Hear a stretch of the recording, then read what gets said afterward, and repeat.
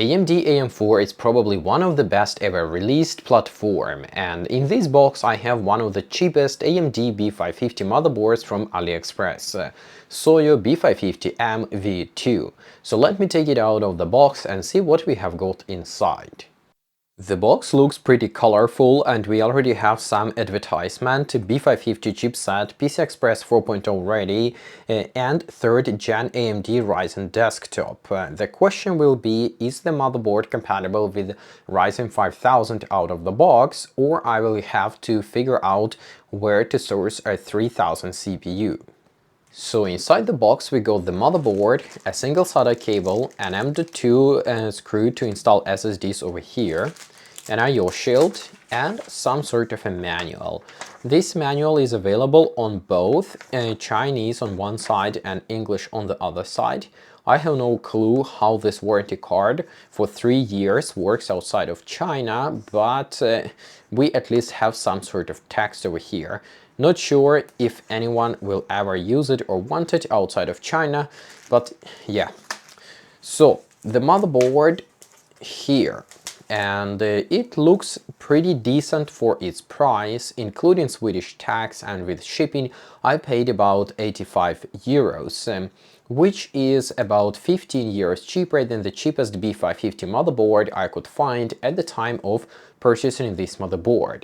And here we have not one but two PCI Express X16 slots. The primary one is supposed to be PCI Express 4.0 X16, and this one is most likely connected to the chipset, and even though it is physically X16, it's probably connected as X4 PCI Express 3.0 from chipset. Then over here we have two SATA ports, and over here we have two more SATA ports. For the memory we have only two DDR4 memory slots, which is okay, but 4 would be better. Then we also have an M.2 slot over here to install SSD drives, USB 3.0 header for the front panel, USB 2.0 header, another USB 2 header, which is very nice to have both of them. Then we have COM port, audio header for the front panel, 4-pin connector, 4-pin, and two more 4-pin fan connectors. So 4 4-pin fan connectors in total. Buttons and LEDs are supposed to be connected over here, and 24-pin power connector and 4-pin power connector are in the standard locations. Here I see some sort of a weird connector, which I'm not sure what it is about. It says it is some sort of an LED, so I assume this is a 12-pin single color LED connector to connect LED strips or something like that. This is not an ARGB header, which is addressable RGB, where you can change colors. Those have only 3 pins, one of these pins supposed to be removed. Now let's take a look at the rear I/O of the motherboard. Chinese are still not giving up on the ancient PS2 connectors for keyboard and mouse. Then we have HDMI, VGA. These of course work only with the CPUs that have iGPU, such as 5600G and other G series CPUs.